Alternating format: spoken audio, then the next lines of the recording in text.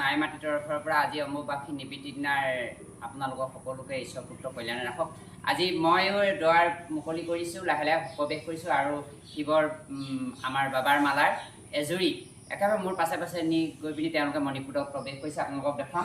ইয়াৰ এথান আজিৰ পৰা সম্পূৰ্ণ হ'ব আৰু ইয়াত থকা লোৱা ব্যৱস্থা হ'ব, সমূহ ভক্তসকল থকা লোৱা ব্যৱস্থা হ'ব আৰু শাওণ মাহত সম্পূৰ্ণ হিচাপে বাবাৰ গুণনী কীৰ্তন হ'ব। আপোনালোকে বলবম যাত্ৰাৰে ইয়াতে শাওণ মাহত আপোনালোকে আহি সকলোকে বাবাৰ চৰণত জল অৰ্পণ কৰিব পাৰিব। সকলো বিশ্ববাসী সকলো ৰাইজে ঈশ্বৰ পুত্ৰসকলে আমাৰ এইদৰে মই সোমাই গৈ থাকোঁতে তেওঁলোকো সোমাই গৈছে। আপোনালোকক দেখুৱাম এতিয়া আহক দৃশ্যবোৰ। ইয়াৰ আমাৰ আইথান এই মণিপুৰত তেওঁলোকে সম্পূৰ্ণ হিচাপে আহি মই যিভাগী খিলিয়াখন কৃষ্ণ মই যিভাগী খিলিয়াখনত বহি মই তপ ধ্যান কৰিছিলোঁ আৰু সেই আসন ভাগি কিনাৰেদি তেওঁলোকে প্ৰৱেশ কৰিছে। ইয়াৰ আপোনালোকক দেখুৱাম। সেয়া তেওঁলোকে আহি প্ৰৱেশ কৰি সুন্দৰভাৱে আপোনালোকে চাওক। এয়া বাবা জুৰীয়া বাবা তেওঁলোকে আহি পিনি আমাৰ এই মণিকূট ভাগিত সম্পূৰ্ণ হিচাপে দৰ্শন দিছেহি। এয়া দেখিছে নহয়, আপোনালোকক দেখুৱাই আছোঁ। ময়ো লাহে লাহে সোমাই প্ৰৱেশ কৰিছিলোঁ আৰু বাবাৰো আহি পিনি আমাৰ এই কৃপাত তেওঁলোকে ধুনীয়াকৈ মোৰ পাছে পাছে আহি এই মণিকূটত প্ৰৱেশ কৰিছেহি।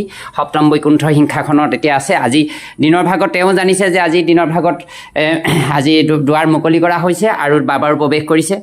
আৰু দিনৰ ভাগত আমাৰ খন্তেক পাছতে আমাৰ বন্তি প্ৰজ্বলন হ'ব। বন্তি প্ৰজ্বলন কৰিম।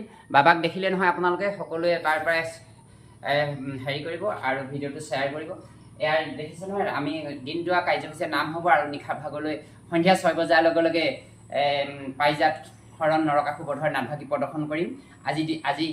আজি অম্বুবাসী নিবৃত্তি বুলি আৰু অহা দেওবাৰে 13 তাৰিখৰ দিনতে আমি 1 বজাৰ লগে লগে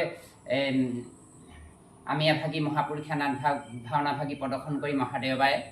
গতিকে আপোনালোকৰ সকলোৱে মংগল হওক।